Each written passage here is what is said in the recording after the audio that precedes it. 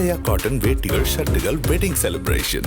உங்களுக்கு எழுதிய கடிதத்தில் அரசியலமைப்பு சட்டம் குறித்து நீங்க ஒரு தவறான கருத்துக்களை ஏற்படுத்தி விடாதீர்கள், தவறான நம்பிக்கைகளை ஏற்படுத்தி விடாதீர்கள் அப்படின்னு சொல்றதே நீங்க தவறுன்னு சொல்ல முடியுமா என்ன?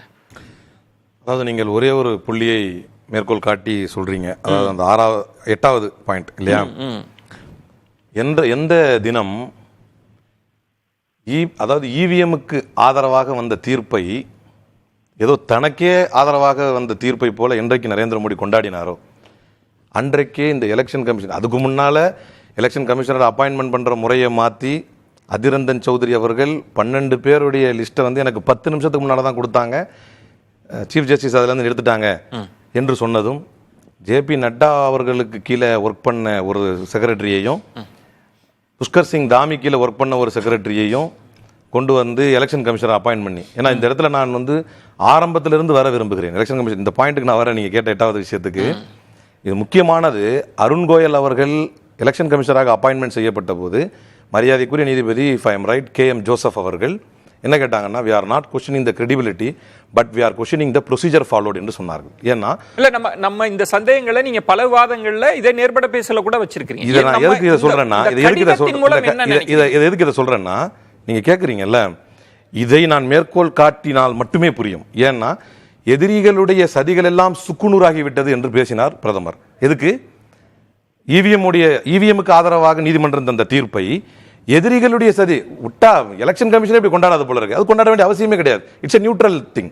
அவங்க அதை கொண்டாட வேண்டிய அவசியமே இல்லை. இப்ப நீங்க கேக்குறீங்க இல்லையா, எதனால் இது வந்து, நான் சொல்றேன் இது வந்து முற்றிலுமாக பாரபட்சமானது, காங்கிரசினுடைய அடிப்படை உரிமைகளை பறிப்பதற்காக மட்டுமே தேர்தல் ஆணையம் இப்படி செயல்படுகிறது என்று நான் எங்க சொல்லலாம்னா, 5வது பாயிண்ட்ல the ECI noted that the party currently in power, அதுக்கு பேர் இல்லையா இந்த இடத்துல, இந்த பாயிண்ட்ல பர்టిక్యులரா சொல்லும்போது, ஜாயிண்டா சொல்லும்போது சொல்லிட்டீங்க, partly currently in power holds an extra responsibility during election times the commission underscored. இப்ப சொல்றாங்க, அதை சொல்லிட்டு யாருமே அடுத்த பாயிண்ட் என்ன சொல்றாங்க, the ECI has demanded an immediate halt to any rhetoric that could potentially divide society along communal lines அப்படிங்கறாங்க. நிறைய பேருக்கு புரியும்.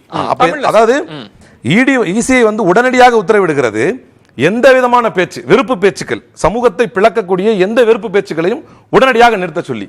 இப்போ இந்த பாயிண்ட் இப்படி சொல்லிட்டாங்களா, ராகுல் காந்தியுடைய தலைவர் ராகுல் காந்தியுடைய பெயரை சொல்லும் பொழுது அட்ரஸிங் காங்கிரஸ் லீடர் ராகுல் காந்தி சசர்ஷன், ராகுல் காந்தியின் பேர் சொல்ல தெரியுதுல, நரேந்திர மோடி என்ற பேர் சொல்றதுக்கு பயமா எலெக்ஷன் கமிஷனுக்கு?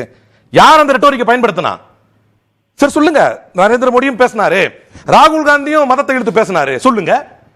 அட பிரச்சனையே நரேந்திர மோடி ராஜஸ்தான் பொதுக்கூட்டத்தில் முஸ்லிம்களை குஸ்பேட்டோன்னு சொன்னாரு, ஊடுருவல்காரர்கள் சொன்னாரு, நிறைய பிள்ளைங்களை பெத்துக்கிறவங்க சொன்னாருன்னு வழக்கு கொடுத்தா, புகார் கொடுத்தா, அந்த புகாருக்கு மல்லிகார்ஜுன கார்கேக்கு ஒண்ணு புதுசா இது வரைக்கும் ஸ்டார் கேம்பெயினருக்கு தனியா தர மாதிரி ஜேபி நட்டாக்கு ஒண்ணு, மல்லிகார்ஜுன கார்கேக்கு ஒண்ணு கொடுத்து ஸ்டார் கேம்பெயினர் அமைதியா இருக்க சொல்லுங்கன்னா நரேந்திர மோடியின் பெயர் சொல்வதற்கு பயமா?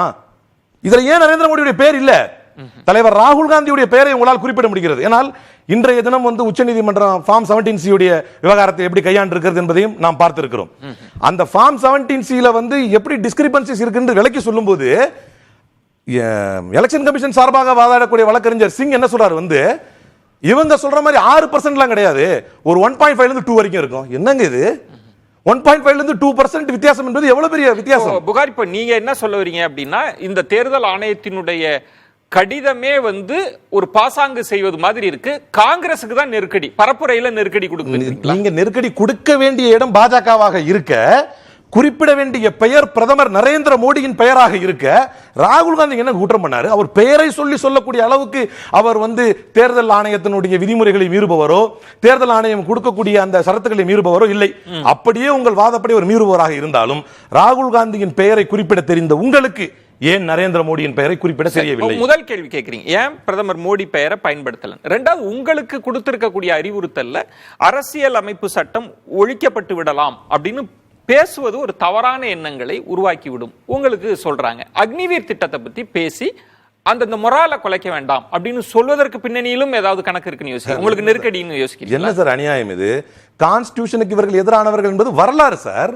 நாளே நாள் கான்ஸ்டிடியூஷன் கொடுக்கப்பட்டு புரட்சியாளர் அம்பேத்கர் கான்ஸ்டிடியூஷனை வகுத்து நாளே நாளில் தன்னுடைய RSS ஆர்கனைசரில் அதை எதிர்த்து எழுதியவர்கள் சார் இவர்கள். அதற்கு பின்னால் வாஜ்பாய் கவர்மெண்ட் அமைந்த போது ஜஸ்டிஸ் ஜெயமன்னார் வெங்கடாச்சலையா கமிஷனை அமைத்து அதனுடைய பேசிக் பிரின்சிபல்ஸ் என்ன இருக்குன்னு பாருங்கன்னு சொல்லி ஜஸ்டிஸ் வெங்கடாச்சலையாவை கூப்பிட்டாங்க. அவர் ரொம்ப நேர்மையான நீதிபதி. அவங்க என்ன சொல்லிட்டாங்க, மரியாதைக்குரிய நீதிபதி என்ன சொல்லிட்டாங்கன்னா, இத மாதிரி பேசிக் பிரின்சிபல்ஸ் ஆய்வு செய்யறதுக்கெல்லாம் நீங்க எதுக்கு அமைக்கிறீங்கன்னு தெரியும், நான் இதில் தலையிட மாட்டேன் என்று சொன்னார்கள். ஆரம்பம் முதலே கான்ஸ்டிடியூஷன் மீதிவர்களுக்கு கண் இருக்கிறது என்பது எங்களுடைய வரலாற்று பூர்வமான குற்றச்சாட்டு. தவறான எண்ணத்தை உருவாக்காதீங்க தேர்தல் ஆணையம் சொல்லி இருப்பதை எப்படி எடுத்துக்கிறீங்க நீங்க? இல்ல அது தவறான எண்ணம் இல்லங்கற. அவங்களுடைய we have proven it time by time. ஒவ்வொரு நேரத்திலும் நாங்க அதை நிரூபிச்சிருக்கிறோம். இப்ப கடைசியாக பெங்களூர்ல கர்நாடகாவில் உள்ள எம்பியாக இருந்தாலும் ராஜஸ்தானில் உள்ள ரியா குமாரி துணை முதல்வராக இருந்தவர், இப்ப துணை முதல்வராக இருக்கார் ரியா குமாரி, அவரும் எங்களுக்கு நிறைய இதை கொடுங்க, மெஜாரிட்டியை கொடுங்க, 400 சீட்ஸ் கொடுங்க, நாங்க கான்ஸ்டிடியூஷனை மாத்துறோம். நான் என்ன கேக்குறேன்னா, அதை உடனே மடை மாத்தி அது அமெண்ட்மென்ட்க்குங்கறாங்க. அமெண்ட்மென்ட்க்கு எதுக்கு சார் 400 சீட்டை பத்தி பேசிட்டு இருக்கீங்க? நீங்க ஆல்ரெடி மெஜாரிட்டி இருக்கும்போது செய்யலாம். பாலச்சந்திரன் குறுக்கிட விரும்புனீங்க? இல்ல, நான் குறுக்கிட விரும்புறது அவர் சொல்லிட்டு, அதாவது 400 சீட்டு கொடுங்க அப்படின்னா தான் நாங்க கான்ஸ்டிடியூஷனை மாற்ற முடியும்னு அவங்க பேசினாங்களா இல்லையா? இப்ப பழத்தை விடுங்க, வெங்கடாச்சலம் ரெக்யூஸ் பண்ணாருல, ஹி வாஸ் எ ஜென்டில்மேன். இன்னைக்கு அப்படி பேசினாங்க. அப்படி பேசினாலும் இவர் சொன்னாரு அரசியல் சட்டத்தையே மாத்திடுவாங்கன்னு. அப்ப நோய் நாடி நோய் முதல் நாடி தானே சொல்லணும், அங்கதானே பார்த்திருக்கணும். ஏன் அப்படி பேசினாங்கன்னு அவங்களை கேள்வி கேட்டிருக்கணும். அதோடு நீங்க எதுக்கு வேற அரசியல் சட்டத்தை பத்தி பேசுறீங்கன்னா, அடுத்து இந்த இது ஆர்மியில இப்ப உள்ள ரெக்ரூட்மெண்ட் ஸ்கீம்ல வந்து there is a genuine apprehension. KGP வந்து கலைஞ்ச ஒண்ணு அங்க என்னாச்சு, கேஜிபி வெல் ட்ரெயின்டு சோல்ஜர்ஸ் அத்தனை பேரும் மத்தியாவும் திருட்டு கும்பலாவும் மாறிட்டாங்க ரஷ்யால. நம்ம பாத்துருக்கோம். 5 வருஷம் ஒருத்தர் வந்து மிலிட்டரி ஆபீசரா வச்சு எல்லா ட்ரைனிங் அவர் கொடுத்துட்டு இப்ப நீ வீட்டுக்கு போ அப்படின்னா அவருக்கு அதுக்கப்புறம் ஆல்டர்னேட் எம்ப்ளாய்மெண்ட் இல்லைன்னா அவர் என்னங்க செய்வாரு? நாங்களும் டிஸ்ட்ரிக்ட் நடத்தியிருக்கோம், லாங்கோட ப்ராப்ளம் வரும். அதத்தான் இவங்க பேசினாங்க. இதுல என்ன தப்பு இருக்கு? ஒரு பாரபட்சம் இருக்கு. காங்கிரஸ் இந்தியா கூட்டணி காங்கிரஸ் பரப்புரையில ஒரு நெருக்கடியை கொடுக்கறாங்கன்றீங்க. சுருக்கமா சொல்லிடுங்க, சம பண்ணிடலாம். அக்னிபத் மட்டும், அக்னிபத் வந்து ஒரு ஸ்கீம், கவர்மெண்டோட ஸ்கீம். அதை குறை சொல்வதை கொண்டு வந்து டிஃபென்ஸ் ஃபோர்ஸ்ல நீங்க வந்து அதை பேசாதீங்க. நீங்க டிஃபென்ஸ் ஃபோர்ஸ் பத்தி நீங்க அவமானப்படுத்துறீங்க. எப்படி இது ஒரு யூத் பிரிகேட்னு தமிழ்நாட்டில் ஒரு போலீஸுக்கு ஒரு ஸ்கீம் கொண்டு வந்தாங்க. ஜெயலலிதா அம்மா இருக்கும்போது யூத் பிரிகேட போலீஸா மாத்தினாங்க. யூத் பிரிகேட குறை சொல்லக்கூடிய அதிகாரம் எல்லாருக்குமே இருக்கு. நீங்க வந்து போலீஸே குறை சொல்றீங்க அப்படின்னு கேட்க முடியுமா? இது ஒரு ஸ்கீம்.